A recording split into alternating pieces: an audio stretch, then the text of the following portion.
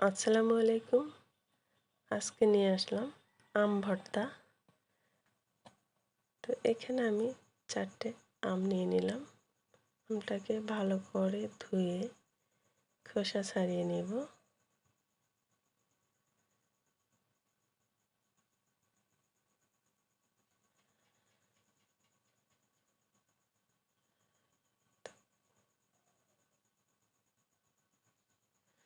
খোসা ছাড়ানো হয়ে গেলে আমি আমটাকে একদম পাতলা পাতলা করে কেটে নেব,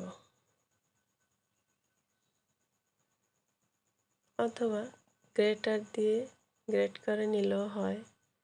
তো গ্রেট করে নিলে একদম মিহি ছোট ছোট হয়, খেতে ভালো লাগে না। তো আমি এরকম করে কেটে নিয়েছি। এখন এর ভিতরে দিয়ে দেব লবণ। এই যে বিট লবণ দিয়ে দিলাম,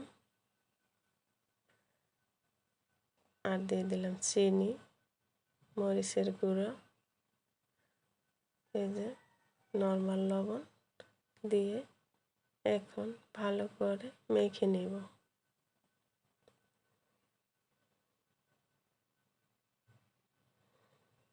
শেষের দিকে দিয়ে দিলাম একটু সরিষার তেল, দিয়ে ভালো করে মেখে এই তো নিলাম।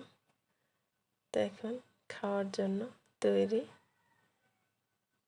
আপনারা চাইলে কাসুন্দিও দিতে পারেন। তো আমার কাছে কাসুন্দি ছিল না, এরকমই নিলাম। তো কেমন লাগলো কমেন্টে জানাবেন। আজ এ পর্যন্তই। আল্লাহ হাফেজ।